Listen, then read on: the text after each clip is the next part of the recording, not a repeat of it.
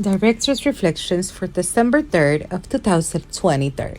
My experience as a street newspaper vendor, a.k. Canillita. The little canillitas or news criers of the newspapers constituted one of the most everyday images in the life of the printed media. Long before newspapers employed delivery men on basket bicycle and later on motorcycles, distribution fell to ordinary people. A good part of the success of sales at the proclamation was due to the ability of the canillitas to announce important news out loud. It was common early in our streets to hear out loud from them that the newspapers brought and the readers' purchasing option could depend on it. When the city began to grow and distances became more difficult to cover on foot, newspapers chose to install vendors or promoters at the busiest intersections.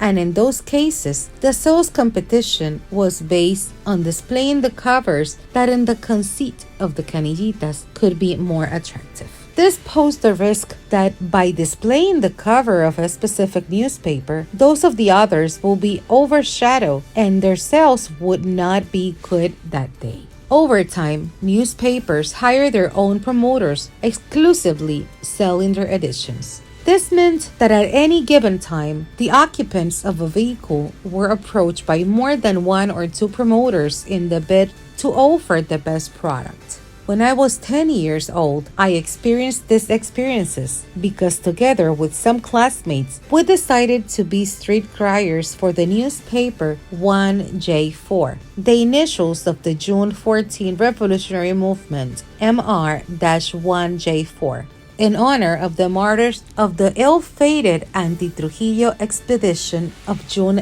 of 1959. Although with its natural political biases, its content included some news of the moment and many stories of the torture and persecution suffered by the anti-Trujillista and anti-system youth on the threshold of democratic life. Selling, then, the newspaper 1J4 was a risky task because as little tapers, you finally had to shoot out the aesthetic and critical content on the front page to attract buyers. 1J4 was a tabloid in black and white and carried abundant content of graphics and text.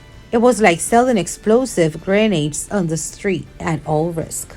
As distributors, we bought each copy for 6 cents, 4 cents, in order to earn 4 cents since the price was 10. We sold more than anything in the Gascua sector, by then populated by the city's wealthiest families, and we avoided entering other areas where the regime's police, very repressive, could damage the sale, or hitting you with a club, taking your copies, or putting you in prison for being an agitator. These youthful experiences allowed me to know a little about the context of what was the predominant business model, learn something about street marketing of a product as peculiar as the newspaper, and discovered tactics to attract readers and buyers.